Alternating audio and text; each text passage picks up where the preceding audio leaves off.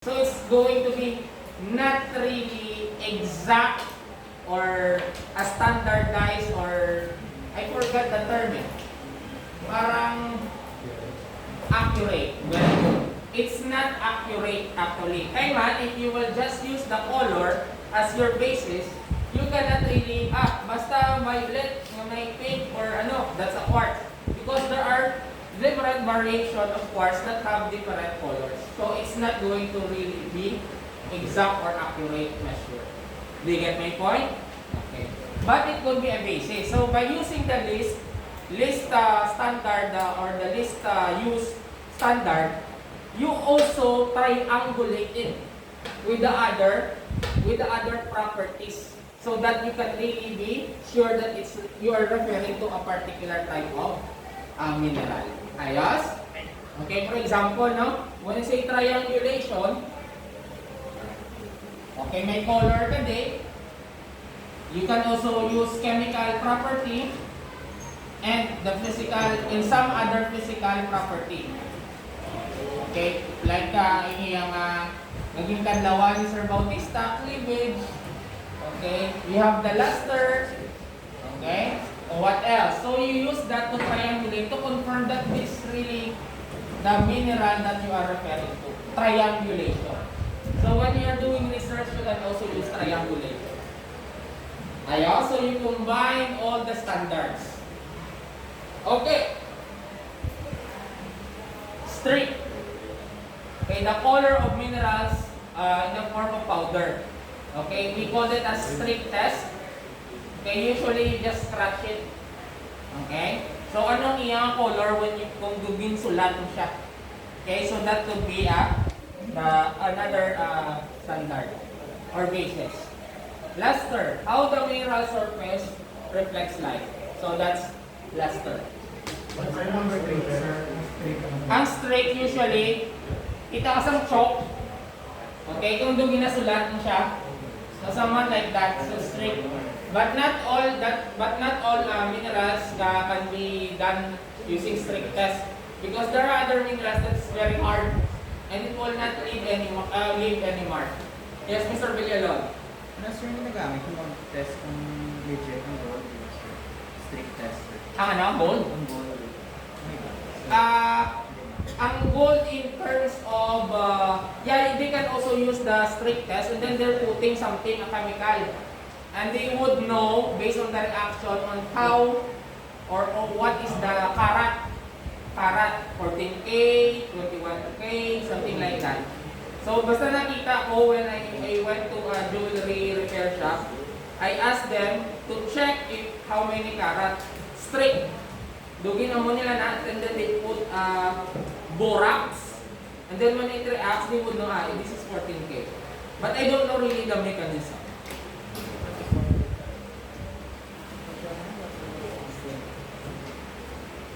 Okay, so this one, what's the importance of luster? Because using this, you can actually differentiate a mineral that has a metallic nature and non-metallic nature. So metallic versus non-metallic. So most of the time, if it is metallic, means it has the ability to conduct electricity. Non-metallic, most of them are non-conductors.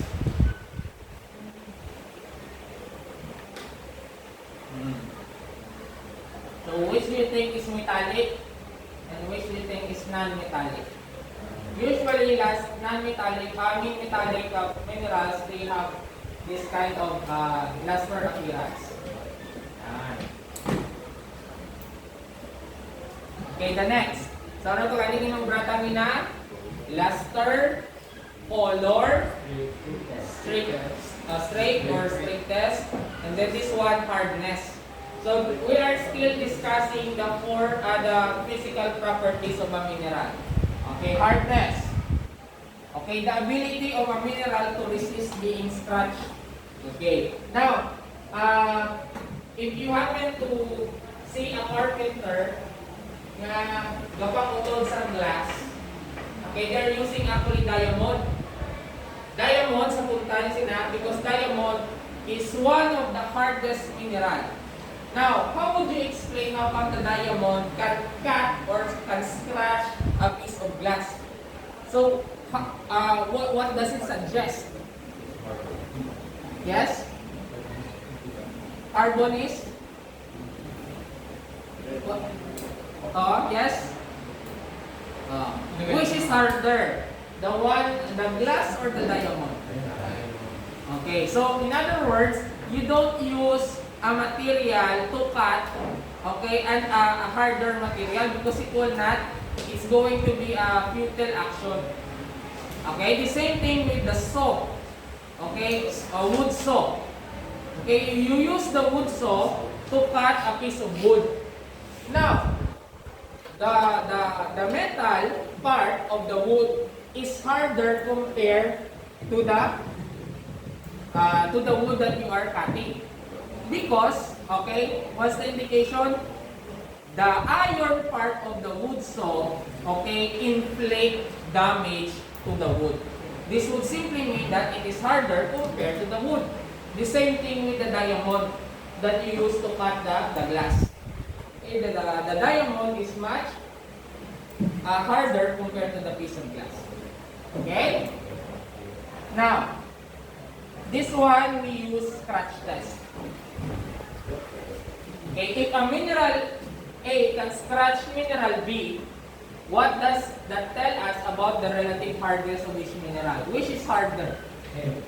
Okay, A, because he was able to scratch mineral B. Okay, do you get my point? So this mineral is harder. So, to test it, we have the so-called most hardness scale. Okay, the softest is talc, and the hardest is diamond, number 10. So usually, if you scratch diamond, if you use corundum to scratch diamond, who do you think will inflict damage? Okay, so in other words, among yung diamond, ang mas scratch niya si corundum because diamond is harder. Okay, gypsum. This is a type of element that we use for in making concrete. Cement. Okay? So the cement powder has a gypsum. Kung mabasa niya siya, it will concretize and it will become hard. So gypsum. Usually, ang gypsum can also be found in some fertilizer. Synthetic fertilizer. And have you noticed after mag-summer, ang mag-dry ang land, doon sa land, kando siminto, gatig-ak, gabitak-bitak. Because there are traces of gypsum that is found on the synthetic fertilizer. So that's why ang aton nga agricultural land, if we continue to use inorganic or synthetic fertilizer, it deteriorates. Okay, so gatig-ak siya because of the gypsum. You get my point? Okay. Now, may bagong itlog ang manok. Okay? And then, ginulog ko siya sa simento. 1 sack of cement. Okay? Mabuka ang itlog o hindi? Buka? Mabuka o hindi? Inulog isa sa simento. Buka? Nga mabuka?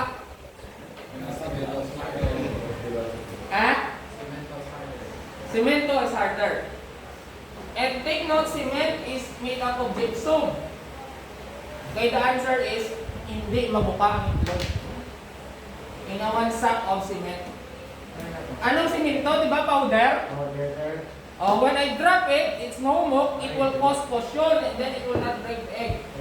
Simento. But when I tell you, if I drop it in a concrete, for sure it will mabuka. Okay, kung simento lang, hindi mabuka. Kaya man, powder, gypsum, very soft. Okay, did you get that point?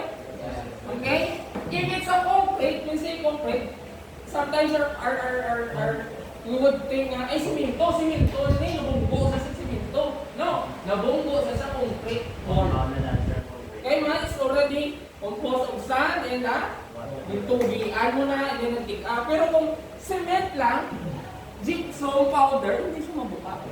Oh, di ba? So, be critical. Alright?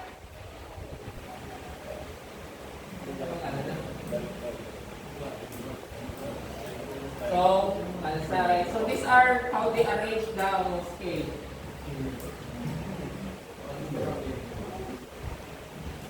Okay, the next, fracture or cleavage. Okay. Now, that's the, if you want to see a lot of cleavages, you study stones. You get my point? So you just pick it on a microscope. Amo na yung legal na kamingling. Okay? Because, you're studying the property of stone. You get my point? Okay. So, fracture or cleavage. When I say fracture, mineral breaks unevenly or irregularly. Okay? Irregular breaking. So, cleavage, the tendency of a mineral to break evenly along its weakest plane. Weakest plane. Okay, so, if it's a fracture, pag dagdag, okay, if there's pressure, it will break and the breaking, okay, on its weakest point is irregular.